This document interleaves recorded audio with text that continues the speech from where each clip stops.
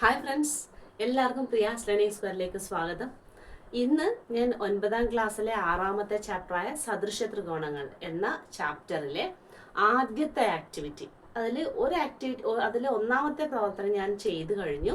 അതൊരു ചിത്രം വരക്കേണ്ടതായിരുന്നു, അത് ഞാൻ വരച്ചിട്ടുണ്ട്. പിന്നെ രണ്ടാമത് വരുന്ന പ്രവർത്തനം, രണ്ടാമത് ഉള്ള ചോദ്യത്തിൽ 4 സബ് ക്വസ്റ്റ്യൻസ് ഉണ്ട്, അതായത് 4 ഉപചോദ്യങ്ങളുണ്ട്. അപ്പോൾ അതാണ് ഞാൻ ഇന്നത്തെ ക്ലാസ്സിൽ ചെയ്യാൻ വേണ്ടി ഉദ്ദേശിക്കുന്നത്. അപ്പോൾ ക്ലാസ് ആദ്യം തൊട്ട് അവസാനം വരെ എല്ലാവരും കാണുക. ക്ലാസ് ഇഷ്ടപ്പെട്ടാൽ തീർച്ചയായിട്ടും നിങ്ങളുടെ സപ്പോർട്ട് ഉണ്ടാവണം. അപ്പോൾ നമുക്ക് ഇന്നത്തെ ക്ലാസ്സിലേക്ക് കിടക്കാം. എല്ലാവരെയും ഒന്നുകൂടി ഞാൻ ക്ലാസ്സിലേക്ക് സ്വാഗതം ചെയ്യുന്നു. അപ്പോൾ ഞാൻ ഒന്നാമത്തെ ചോദ്യം ഞാനിവിടെ ബോർഡിൽ എഴുതിയിട്ടുണ്ട്, നമുക്കൊന്ന് നോക്കാം. ഒരു മട്ടത്രികോണത്തിന്റെ മട്ടമൂലയിൽ നിന്ന് കർണത്തിലേക്ക് വരയ്ക്കുന്ന ലംബം കർണത്തിനെ 2 സെന്റിമീറ്റർ 3 സെന്റിമീറ്റർ നീളമുള്ള ഭാഗങ്ങളാക്കുന്നു. അതിൽ ഒന്നാമത്തെ ചോദ്യം മാത്രമാണ് ഇപ്പൊ ഞാൻ ഇവിടെ എഴുതിയിട്ടുള്ളത്. ഒന്നാമത്തെ ചോദ്യം ഇങ്ങനെയാണ്: ലംബം മുറിച്ചുണ്ടാകുന്ന 2 ചെറിയ മട്ടത്രികോണങ്ങൾക്കും ഒരേ കോണുകളാണെന്ന് തെളിയിക്കുക. ഓക്കെ, ഒന്നുകൂടി നമുക്ക് ചോദ്യം നോക്കാം. ഒരു മട്ടത്രികോണത്തിന്റെ മട്ടമൂലയിൽ നിന്ന്, ഇതാണ് നമ്മുടെ മട്ടത്രികോണം, ഈ വലിയ ത്രികോണം, അതാണ് ആ മട്ടത്രികോണം. അതിന്റെ മട്ടമൂലയിൽ നിന്ന്, ഇപ്പൊ ഞാൻ ഈ ത്രികോണത്തിന് അതൊരു പേര് കൊടുക്കുന്നു. ഓക്കെ, ത്രികോണത്തിന് ഞാൻ ഇവിടെ എ കൊടുക്കാം അല്ലെ, എ ബി സി, ഇതിന് ഡി എന്നും കൊടുക്കാം. ഓക്കെ, എ ബി സി എന്ന് പറയുന്നത് ഈ ത്രികോണം. ഈ ത്രികോണത്തിന്റെ മട്ടമൂല എന്ന് വെച്ചാൽ ഇവിടെ, ഇതാണ് മട്ടമൂല. എ ബി സി എന്ന് പറഞ്ഞ മട്ടത്രികോണത്തിന്റെ മട്ടമൂല ചോദ്യത്തിൽ തന്നിട്ടുണ്ട് കേട്ടോ ചിത്രങ്ങള്. അപ്പൊ മട്ടമൂലയിൽ നിന്ന് കർണത്തിലേക്ക് വരക്കുന്ന ലംബം. അപ്പൊ നമുക്കറിയാം, ഈ ഒരു ത്രികോണത്തിലെ മട്ടകോണിന് എതിരെ വരുന്ന വശത്തെയാണ് നമ്മൾ എന്ത് പേര് പറയുന്നത്? കർണം. അങ്ങനെയാണെങ്കിൽ ഇവിടെ എ എന്ന് പറയുന്ന കോണാണ് മട്ടകോൺ. ആ മട്ടകോണിന് എതിരെ വരുന്ന വശമായിരിക്കും ഏത്? ബി സി അല്ലെ. അപ്പൊ ഇവിടെ ബി സി ആണ് ഈ മട്ടത്രികോണത്തിന്റെ കർണം, അതായത് ഈ വലിയത്, ഈ നടുക്കത്തെ വര ഇല്ലെന്ന് സങ്കല്പിക്ക്. അപ്പൊ ആ വലിയ മട്ടത്രികോണത്തിന്റെ കർണം എന്ന് പറയുന്നത് ഏതാണ്? ബി സി എന്ന് പറയുന്ന വരയാണ്. അപ്പൊ നോക്ക്, ഒരു മട്ടത്രികോണത്തിന്റെ മട്ടമൂലയിൽ നിന്ന് കർണത്തിലേക്ക് വരയ്ക്കുന്ന ലംബം കർണത്തിനെ എന്ത് ചെയ്യുന്നുണ്ട്? ഇങ്ങനെ ഒരു വര വരച്ചപ്പോ ആ കർണത്തിനെ അത് 2ആയി വിഭജിക്കുന്നുണ്ട്. ഒരു കഷ്ണം 2 സെന്റിമീറ്ററും അതിലെ മറ്റു ഭാഗം 3 സെന്റിമീറ്ററും ആണ്. ഓക്കെ, 2 സെന്റിമീറ്റർ 3 സെന്റിമീറ്റർ നീളമുള്ള ഭാഗങ്ങളാക്കി. അതിൽ ഒന്നാമത്തെ ചോദ്യം നോക്കിയേ: ലംബം മുറിച്ചുണ്ടാകുന്ന 2 ചെറിയ മട്ടത്രികോണങ്ങൾക്കും ഒരേ കോണുകളാണെന്ന് തെളിയിക്കണം. അതായത് ഇവിടെ കിട്ടിയ ഈ ത്രികോണത്തിന്റെയും ഇപ്പുറത്ത് കാണുന്ന ഈ ത്രികോണത്തിന്റെയും കോണുകളെല്ലാം തുല്യമാണെന്ന് തെളിയിക്കലാണ് നമ്മുടെ ലക്ഷ്യം. ഓക്കെ, അപ്പൊ ഒന്ന് ശ്രദ്ധിച്ച് കേൾക്കുക. ഇവിടെ ഞാൻ ആദ്യം എന്ത് ചെയ്യുന്നു? നമ്മുടെ ത്രികോണം എ ബി ഡി മാത്രം ഞാൻ പരിഗണിക്കുന്നു. പരിഗണിക്കാൻ പോകുന്ന ത്രികോണം ഏതാണ്? ത്രികോണം എ ബി ഡി. ഓക്കെ, ത്രികോണം എ ബി ഡി.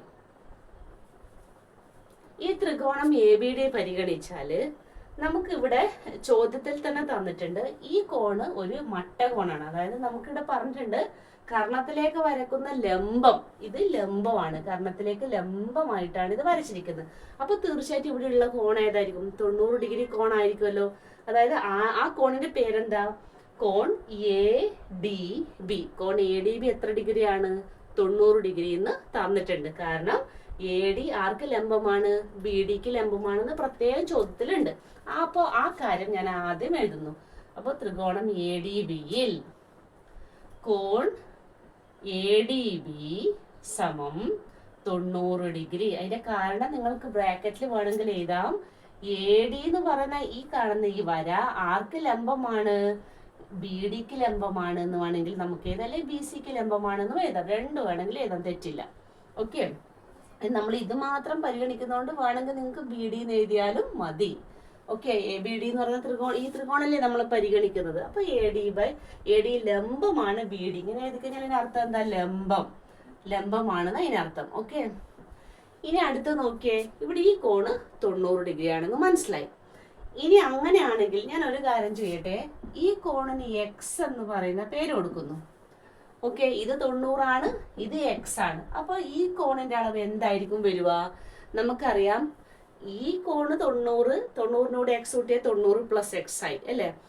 അല്ലെ ഇങ്ങനെ ആലോചിക്ക്, ഒരു ത്രികോണത്തിലെ 3 കോണുകളുടെയും തുക എത്രയായിരിക്കണം? 180 ആവണ്ടേ? അതിൽ ഈ ഒരു കോൺ മാത്രം 90ആയി. അപ്പൊ ബാക്കി 2 കോണുകളും കൂട്ടിയാൽ എത്ര ഡിഗ്രി വരണം? 90 ഡിഗ്രി വരണ്ടേ? അപ്പോൾ ഇത് എക്സ് ആണെങ്കിൽ ഈ കോൺ അളവ് എത്രയായിരിക്കും? 90 മൈനസ് എക്സ് ആയിരിക്കുമല്ലോ. അപ്പൊ ഈ കോണിന്റെ അളവ് ഞാൻ എഴുതി 90 മൈനസ് എക്സ്. മനസ്സിലാവോ? എല്ലാവർക്കും മനസ്സിലായെന്ന് വിശ്വസിക്കുന്നു. ഒന്നുകൂടി നോക്കുക. ഇവിടെ ലംബമായതുകൊണ്ട് ഈ കോൺ 90 ഡിഗ്രി, ഈ കോണിനെ ഞാൻ എക്സ് എന്നെടുത്തു. അപ്പൊ ഈ കോൺ എന്ത് വരും? 90 മൈനസ് എക്സ് എന്ന് വരും. അപ്പോൾ നമുക്ക് ഈ ത്രികോണത്തിലെ 3 കോണുകളും ഞാൻ എക്സ് ഉപയോഗിച്ച് എഴുതി കഴിഞ്ഞു. അപ്പൊ ഞാൻ അതിന്റെ ഓരോന്നും ഇവിടെ എഴുതി വെക്കുന്നേ. കോൺ, അതായത് എക്സ് എന്നെടുത്തത് ഏത് കോണാണ്? കോൺ ബി എ ഡി എ ആണ് നമ്മൾ എക്സ് ആയിട്ട് എടുത്തത്. കോൺ ബി എ ഡി സമം എക്സ്. ഇനി ഇവിടെ എടുത്തത് ഏതാ? എ ബി ഡി സമം എന്താണ് നമ്മൾ കണ്ടുപിടിച്ചു? കോൺ എ ബി ഡി എന്ന് പറയുന്നത് സമം 90 മൈനസ് എക്സ് എന്ന് നമ്മൾ കണ്ടുപിടിച്ചു. ഇനി അടുത്ത ഞാൻ എന്ത് ചെയ്യുന്നു? അടുത്ത ഞാൻ പരിഗണിക്കാൻ പോകുന്ന ത്രികോണം ഏതാണ്? അതായത് ഈ ത്രികോണത്തിലെ 3 കോണുകളും നമുക്ക് കിട്ടി. ഇനി അപ്പുറത്തുള്ള 3 കോണുകൾ എന്തൊക്കെ വരും നോക്കിയേ. നമുക്ക് ആദ്യം ത്രികോണത്തെ പേര് കൊടുക്കാം. ത്രികോണം എ ഡി സി പരിഗണിക്കുക. അതായത് രണ്ടാമത്തെ ത്രികോണത്തിന്റെ പേര് ത്രികോണം എ ഡി സി ആണ്. ത്രികോണം എ ഡി സിയിൽ നോക്കിയേ, ഈ കോണ് നമുക്കറിയാം 90 ആണ് അല്ലെ? ഇത് 90 ആണെങ്കിൽ ഇപ്പുറം 90 വരിക. അപ്പൊ ആ കോണിന്റെ പേരെന്താ? A D C. അതാണ് മട്ടകോൺ. അപ്പം കോൺ എ ഡി സി സമം 90. ഇനി അടുത്തത് നോക്കിയേ, ഞാൻ എന്ത് ചെയ്യുന്നു? ഇവിടെ എക്സ് ആണല്ലോ കൊടുത്തത്. അപ്പൊ ഇവിടെ എന്തായിരിക്കും വരിക? നിങ്ങൾ ഒന്ന് ആലോചിച്ച് നോക്കിയേ. ഇത് രണ്ടും കൂട്ടിയിട്ടാണ് 90 ഡിഗ്രി വരുന്നത്.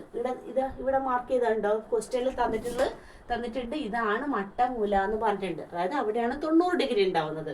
അപ്പൊ ഇവിടെ എക്സ് ആണെങ്കിൽ ഇവിടെ എന്ത് വരും? 90-ന്റെ എക്സ് കുറച്ചാൽ പോരെ. ഇവിടെ 10 ഡിഗ്രി ആണെങ്കിൽ 90-ന്റെ 10 കുറച്ച് ബാക്കി ഇവിടെ എത്ര? 80 ഡിഗ്രി വരുമല്ലോ. ഇവിടെ 20 ആണെങ്കിൽ 90-ന്റെ 20 കുറച്ച് ബാക്കി ഇവിടെ 70 വരുമല്ലോ. അങ്ങനെയല്ലേ കോൺ വരുന്നത്. അപ്പൊ ഇവിടെ എക്സ് ആണെങ്കിൽ ഇവിടെ എന്ത് വരും? 90 മൈനസ് എക്സ് എന്ന് വരും.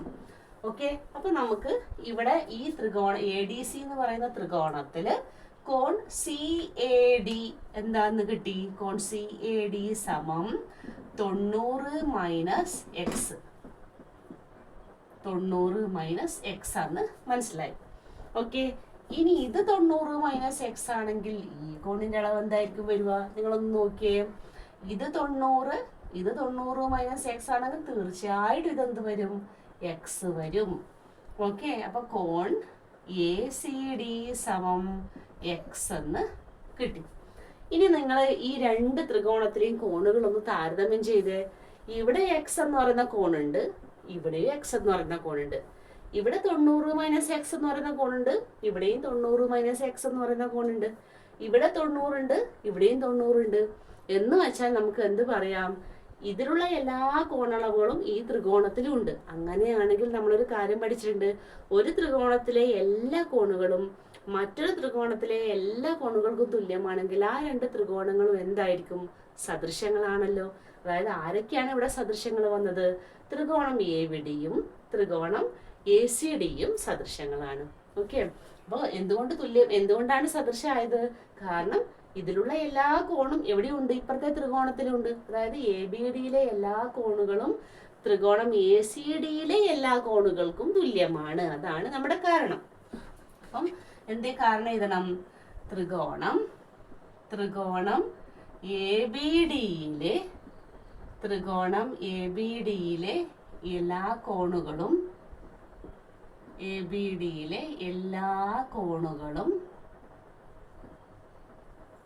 ത്രികോണം എ സി ഡിയിലെ എല്ലാ കോണുകൾക്കും തുല്യമാണ്.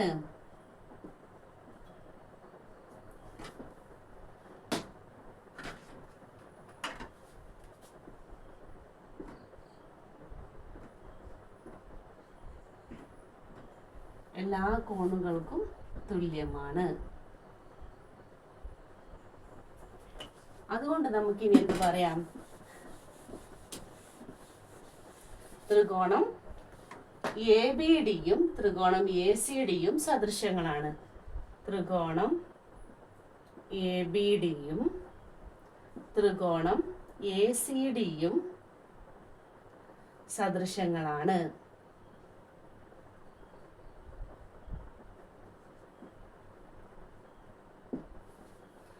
അപ്പോൾ അങ്ങനെ നമ്മൾ ഒന്നാമത്തെ ചോദ്യം ഇവിടെ തെളിയിച്ചു കഴിഞ്ഞു. ഒന്നാമത്തെ ചോദ്യം അതല്ലേ, ലംബം മുറിച്ചുണ്ടാകുന്ന രണ്ട് ചെറിയ ത്രികോണങ്ങൾക്ക് ഒരേ കോണുകളാണെന്ന് തെളിയിച്ചു അല്ലേ. ഒരേ കോണുകളാണ് എന്ന് വെച്ചാൽ ഇവിടെയുള്ള എല്ലാ കോണുകളും ഇപ്പുറവും ഉണ്ട്, ഒരേ കോണുകളാണ്. അത് അതിനർത്ഥം ഇവ രണ്ടും സദൃശങ്ങളാണ്. ഓക്കെ, ഇത്ര വരെ മാത്രം മതി.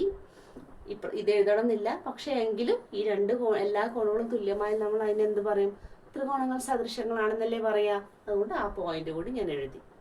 ഓക്കെ, ഇനി ഇതിന്റെ രണ്ടാമത്തെ ചോദ്യത്തിലേക്ക് കിടക്കാം. അതായത് രണ്ടാമത്തെ ചോദ്യത്തിൽ സബ് ക്വസ്റ്റ്യൻ ആയി വരുന്ന രണ്ടാമത്തെ ചോദ്യം. ഓക്കെ, ഞാൻ ഇത് മായ്ച്ചിട്ട് അടുത്ത ചോദ്യം എഴുതുന്നതായിരിക്കും. നമ്മുടെ ചോദ്യം ഇങ്ങനെയാണ്: ലംബത്തിന്റെ ഉയരം h എന്നെടുത്താൽ h/2 സമം 3/h എന്ന് തെളിയിക്കുക. നമുക്ക് നോക്കാം. ലംബത്തിന്റെ ഉയരം h എന്നെടുക്കാൻ പറഞ്ഞിട്ടുണ്ട്.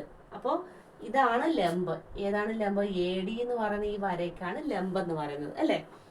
ഇത് h/2 സമം 3/h എന്ന് തെളിയിക്കണം. അപ്പോൾ നമ്മളിപ്പോൾ ഓൾറെഡി തെളിയിച്ചു കഴിഞ്ഞു ഈ രണ്ട് ത്രികോണങ്ങളും സദൃശങ്ങളാണെന്ന് അല്ലേ. ഇവയുടെ കോണുകളെല്ലാം പരസ്പരം തുല്യമാണെന്ന് നമുക്ക് മനസ്സിലായി. അതുകൊണ്ട് നമുക്ക് എന്ത് പറയാം? രണ്ട് ത്രികോണങ്ങളുടെ കോണുകളെല്ലാം പരസ്പരം തുല്യമാണെങ്കിൽ അവയുടെ വശങ്ങൾ ഒരേ അംശബന്ധത്തിലായിരിക്കും. അപ്പൊ അത് ഞാൻ ആദ്യം ഇവിടെ എഴുതുന്നു. ഇവിടെ ത്രികോണം ഏതൊക്കെയാണ് നമ്മുടെ ത്രികോണങ്ങള്? ത്രികോണം ABD, ത്രികോണം ACD എന്നിവയിലെ, പരീക്ഷയ്ക്ക് ഇതുപോലെ തന്നെ കാരണം നിങ്ങൾ എഴുതണം, എന്നിവയിലെ കോണുകളെല്ലാം പരസ്പരം തുല്യമായതിനാൽ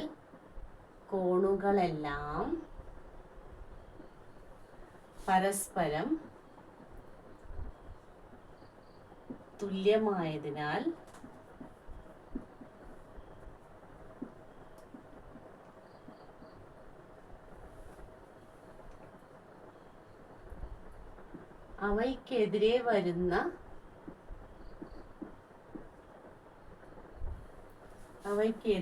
വരുന്ന വശങ്ങൾ എല്ലാം ഒരേ അംശബന്ധത്തിലായിരിക്കും.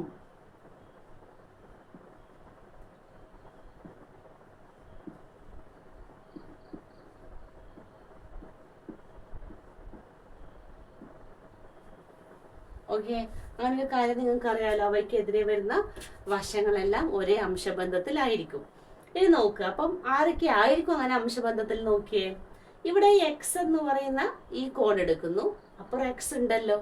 ഇവിടെ 90 - x എടുത്ത ഇവിടെയും 90 - x ഉണ്ട്. ഇവിടെ എക്സിന് എതിരെ വരുന്ന വശം ഏതാ? ഈ ത്രികോണം മാത്രം നോക്കുക. ഇത് മറച്ചു വെച്ച് നിങ്ങൾ ഈ ത്രികോണം മാത്രം നോക്കിയാൽ ഇതിലെ എക്സ് എന്ന് പറയുന്ന കോണിന് എതിരെ വരുന്ന വശം ആരാണ്? AD ആണല്ലോ. അപ്പൊ AD എന്ന് പറയുന്ന വശം ആരുമായിട്ട് ഒരേ അംശബന്ധത്തിലായിരിക്കും? ഇപ്പുറത്ത് ആരാണോ എക്സിനെതിരെ ഉള്ളത് ആ വശമായിട്ട്. ഇപ്പുറത്ത് ആരാ എക്സിനെതിരെ വരുന്നത്? BD ആണല്ലോ. അപ്പൊ ആ വശവുമായിട്ട് അംശബന്ധത്തിലായിരിക്കും. അതിന്റെ അംശബന്ധം ആർക്ക് തുല്യാന്നാ പറഞ്ഞേ? ഇവിടെ നോക്കിയേ, ഇവിടെ എക്സുകൾ തമ്മിൽ അംശബന്ധം നമ്മൾ എടുത്തു. അത് ഏതിന് തുല്യമാണ്? ബാക്കിയുള്ള കോണുകൾക്കെതിരെ വരുന്ന വശങ്ങൾക്ക് തുല്യമായിരിക്കും. അവയുടെ അംശബന്ധത്തിന് തുല്യമായിരിക്കും. ഇവിടെ 90 - x-നെതിരെ വരുന്ന ആരാണ്? DC ആണല്ലോ. DC ഈസ് ടു ഇവിടെ 90 - x-നെതിരെ വരുന്ന ആരാ? AD. ഓക്കെ, ഇങ്ങനെയാണ് വരിക അംശബന്ധം എഴുതുമ്പോൾ. അതായത് ഈ എക്സിനെതിരെ വരുന്ന വശം AD അതെഴുതി, ഇവിടെ എക്സിനെതിരെ വരുന്നത് BD അതും എഴുതി, ഇവിടെ 90 - x-നെതിരെ വരുന്നത് DC അതെഴുതി, ഇവിടെ 90 - x-നെതിരെ വരുന്നത് AD. ഇനി നമുക്കിതിന് നീളങ്ങൾ എഴുതാം. ആരാണ് യഥാർത്ഥത്തിൽ AD എന്ന് പറയുന്ന വശം? AD എന്ന് പറയുന്നത് ആരാന്ന്? H ആണല്ലോ. അപ്പൊ ADക്ക് പകരം H കൊടുത്തു. ഓക്കെ, ഈസ് ടു BD എന്ന് പറയുന്നത് ആരാ യഥാർത്ഥത്തില്? 2 ആണല്ലോ. അപ്പൊ 2 എന്ന് എഴുതി. സമം ഇവിടെ DC എന്ന് പറയുന്നത് ആരാ? 3 ആണല്ലോ. ഇവിടെ 3 എഴുതി. AD എന്ന് പറയുന്നത് ആരാ? H. ഓക്കെ, ഇങ്ങനെ അംശബന്ധങ്ങൾ എഴുതി കഴിഞ്ഞാൽ നമുക്ക് ഈ അംശബന്ധത്തെ എങ്ങനെ മാറ്റി എഴുതാന്ന് പഠിച്ചിട്ടുണ്ട്. ഇട്ട് എഴുതാലോ. h/2 സമം 3/h ഇങ്ങനെ എഴുതിക്കൂടെ? അപ്പോൾ ഇത് നോക്കിയേ, h/2 സമം 3/h എന്ന് പറയുന്നത് അല്ലേ നമ്മളോട് തെളിയിക്കാൻ പറഞ്ഞത്. അപ്പോൾ ഇതാണ് നമ്മൾ തെളിയിച്ചു കഴിഞ്ഞു, h/2 സമം 3/h ആയിരിക്കും. ഓക്കെ, ഇതാണ് രണ്ടാമത്തെ ചോദ്യത്തിന്റെ ഉത്തരം. അപ്പോൾ ഇത്രയും ഇതായിട്ട് തന്നെ നിങ്ങൾ പരീക്ഷയ്ക്ക് എഴുതണം. ഈ കാരണങ്ങളെല്ലാം വ്യക്തമായിട്ട് എഴുതണം, എങ്കിൽ മാത്രമേ ഓരോ സ്റ്റെപ്പിന് നിങ്ങൾക്ക് മാർക്ക് കിട്ടുള്ളൂ. അപ്പോൾ ഈ സ്റ്റെപ്പുകളൊക്കെ നിങ്ങൾ വൃത്തിയായിട്ട് പഠിച്ചിട്ട് തന്നെ എക്സാമിന് പോകണം. ഇനി അടുത്തതിൻ്റെ ഇതിലെ മൂന്നാമത്തെ ചോദ്യമാണ്, അത് ഞാൻ ഇത് മായ്ച്ച ശേഷം എഴുതാം. ഓക്കെ, അടുത്ത ചോദ്യം, മൂന്നാമത്തെ ചോദ്യം ഇങ്ങനെയാണ്: വലിയ മട്ട ത്രികോണത്തിന്റെ ലംബവശങ്ങൾ കണക്കാക്കുക. അപ്പോൾ നോക്ക്, വലിയ മട്ട ത്രികോണം എന്ന് പറയുന്നത് നമ്മുടെ ABC എന്ന് പറയുന്ന ഈ വലിയ ത്രികോണമാണ്. അതിന്റെ ഈ വശത്തിന്റെ നീളവും ഈ വശത്തിന്റെ നീളവും കണക്കാക്കണം. ഇതിന്റെ നീളം നമുക്ക് ഇതിൽ നിന്ന് മനസ്സിലാകും. ഇത് BD 2 സെന്റിമീറ്ററും DC 3 സെന്റിമീറ്ററുമാണ്. അപ്പൊ ടോട്ടൽ BCയുടെ നീളം എത്രയായിരിക്കും? 5 സെന്റിമീറ്റർ ആയിരിക്കുമല്ലോ.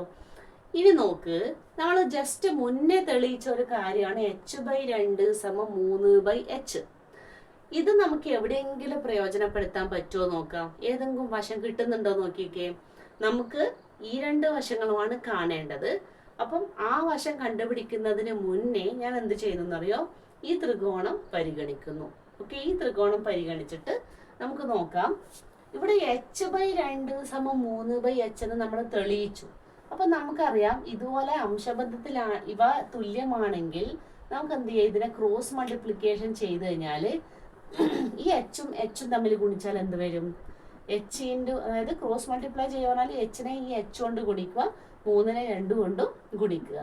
അപ്പൊ h ഗുണിക്കണ h എത്രയാ? h² എന്ന് വരും. 3 ഗുണിക്കണ 2 6 എന്ന് വരും. അപ്പൊ h-ന്റെ വില എന്തായിരിക്കും? h സമം h² ആണെങ്കിൽ h എന്ന് പറയുന്നത് √6 ആയിരിക്കും വരുന്നത്. അപ്പൊ ഇവിടെ h-ന്റെ വില നമുക്ക് കിട്ടി, ഇത് √6 നോക്കിയേ. ഈ ത്രികോണം മാത്രം ABD മാത്രം ഞാൻ വേറെ തന്നെ എടുത്ത് വരക്കുവാണ്. ABD മാത്രം ഇങ്ങനെ വരക്കുന്നു. ഇത് √6 സെന്റിമീറ്റർ, ഇത് 2 സെന്റിമീറ്റർ. ഇനി നമുക്ക് കണ്ടുപിടിക്കേണ്ട ആരാണ്? ഇവിടെ ABയുടെ നീളം നമുക്ക് കാണണം അല്ലേ. സോറി, ഇത് A, ഇത് B, ഇത് D. ഇതിന്റെ നീളം നമുക്ക് കിട്ടണം. അപ്പൊ നമുക്കറിയാം, ഈ ത്രികോണവും ഒരു മട്ടത്രികോണാണല്ലോ. ABD എന്ന് പറയുന്ന ഒരു മട്ടത്രികോണാണല്ലോ. ABDയിൽ ഈ പാദത്തിന്റെ നീളം 2 ഈ ലംബത്തിന്റെ നീളം √6. അപ്പൊ കർണത്തിന്റെ നീളം കണ്ടുപിടിക്കാൻ നിങ്ങൾക്ക് അറിയാം. എങ്ങനെയാ കർണം കാണുന്നത്? നമുക്കറിയാം, കർണം സ്ക്വയർ ഏതൊരു മട്ടത്രികോണത്തിലും കർണത്തിന്റെ സ്ക്വയർ ഏതിന് തുല്യമായിരിക്കും, അല്ലെങ്കിൽ കർണത്തിന്റെ വർഗം എന്ന് പറയുന്നത് പാദത്തിന്റെ വർഗത്തിന്റെയും ലംബത്തിന്റെ വർഗത്തിന്റെയും തുകയ്ക്ക് തുല്യമായിരിക്കുമല്ലോ. അപ്പൊ ഞാൻ അതായിരുന്നു പാദം സ്ക്വയർ പ്ലസ് ലംബം സ്ക്വയർ. ഓക്കെ, അപ്പൊ പാദം എന്ന് പറയുന്നത് ഇവിടെ എത്രയാ? 2 ആണല്ലോ. 2 സ്ക്വയർ പ്ലസ് ലംബം എത്രയാ? √6 സ്ക്വയർ. ഓക്കെ, 2ന്റെ സ്ക്വയർ എത്രയാണ്? 4 എന്ന് വരും. 2 സ്ക്വയർ 4. √6ന്റെ സ്ക്വയർ എത്രയാ? √6ന്റെ സ്ക്വയർ 6. അപ്പൊ 4 കൂട്ടണ 6 എത്രയാ? 10 എന്ന് വരും. കർണം സ്ക്വയർ ആണ് 10. അപ്പൊ കർണം എന്ത് വരും? കർണം സമം √10. അപ്പൊ നിങ്ങൾ വിചാരിക്കണ്ട ഇവിടെ കർണം എഴുതിയത്, ഇവിടെ കർണം ഇവിടുത്തെ ഈ മട്ടത്രികോണത്തിലെ കർണം AB ആണ് കേട്ടോ. അപ്പൊ ഇവിടെ AB ആണ് നമ്മൾ യഥാർത്ഥത്തിൽ കണ്ടുപിടിച്ചത്. AB² ആണ് നമ്മൾ കണ്ടുപിടിച്ചത്. അതായത് ഇവിടെ ABയുടെ നീളമാണ് √10 എന്ന് നമുക്ക് കിട്ടിയത്. അപ്പൊ ABയുടെ നീളം കിട്ടിയല്ലോ. ഈ വശം √10. ഇനി നോക്കിയേ, നമുക്ക് ഇപ്പുറത്തെ വശം ഇതുപോലെ കണ്ടുപിടിക്കാം. അപ്പൊ ഇത് കണ്ടുപിടിക്കുന്നതിന് മുന്നേ ഞാൻ എന്ത് ചെയ്യുന്നു, ഈ ഭാഗം ഒന്ന് മായ്ച്ചടയുന്നു. അപ്പോൾ ഇത് കണ്ടുപിടിക്കാൻ ഞാൻ എന്ത് ചെയ്യുന്നു, മറ്റേ ത്രികോണം, ഈ ത്രികോണം നമുക്ക് പരിഗണിക്കാം. ആ ത്രികോണത്തിന്റെ പേരെന്താ? ത്രികോണം ADC അല്ലെ. ത്രികോണം ADC. അപ്പൊ ഈ കോണിന്റെ ഈ വശത്തിന്റെ നീളം √6 എന്ന് കണ്ടുപിടിച്ചു. ഇത് നമുക്കറിയാം, 3 തന്നിട്ടുണ്ട്. ഇനി നമുക്ക് കാണേണ്ടത് ആരാ? ഈ വശത്തിന്റെ നീളല്ലേ കണ്ടുപിടിക്കേണ്ടത്. അതായത് AC അല്ലേ കണ്ടത്. ഈ ത്രികോണത്തിൽ AC ആരാ? ഈ മട്ടകോണിന് എതിരെ വരുന്ന വശാണല്ലോ. അതായത് ത്രികോണം ADCയിലെ കർണമാണ് ആര്? AC എന്ന് പറയുന്നത്. അപ്പൊ നമ്മൾ നേരത്തെ പഠിച്ചു, കർണം സ്ക്വയർ കാണാൻ എന്ത് ചെയ്താൽ മതി? പാദത്തിന്റെ സ്ക്വയറും ലംബത്തിന്റെ സ്ക്വയറും തമ്മിൽ കൂട്ടിയാൽ മതി. അതായത് AC